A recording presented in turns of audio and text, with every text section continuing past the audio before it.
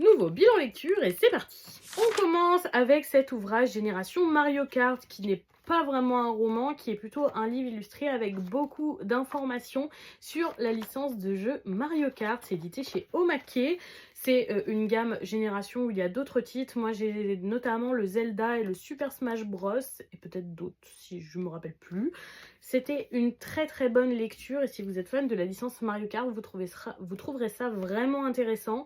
On reprend tout d'abord les titres Mario Kart un par un du début jusqu'au dernier de la licence, donc qui est le Mario Kart, vous savez, qui est sorti avec les voitures télécommandées sur la Switch. Et après, il y a pas mal d'autres contenus, bonus, etc. avec plein d'anecdotes très intéressantes. Donc si vous êtes fan de la licence et que vous voulez un petit peu pousser vos connaissances sur la licence Mario Kart, ce roman est vraiment parfait. J'ai beaucoup apprécié ma lecture parce que j'aime beaucoup les jeux Mario Kart. Je suis très hypée par Mario Kart 9 qui va être annoncé le 2 avril.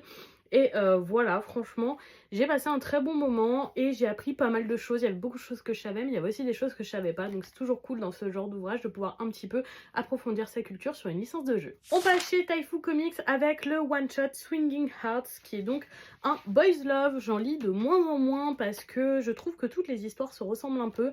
J'ai de plus en plus de mal d'être surprise avec les boys love, mais celui-là me faisait bien envie et j'ai apprécié.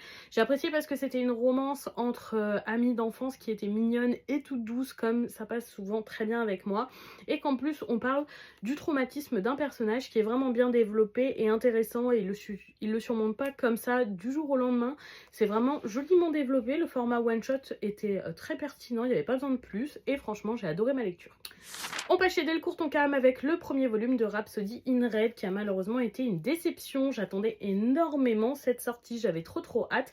Un mélange qui parle de délinquance et de piano, vraiment ça me tentait beaucoup, ça avait l'air super original. Effectivement la lecture est originale, j'ai beaucoup aimé notre protagoniste qui a vraiment envie de s'en sortir et de se sortir un petit peu de ce cercle de brutalité dans lequel il est. Par contre j'ai pas du tout apprécié comment son approche du piano a été transmise, vraiment que ce soit un génie du jour au lendemain qui joue les pièces de piano les plus dures alors qu'il n'a jamais touché un piano, ça paraît vraiment invraisemblable.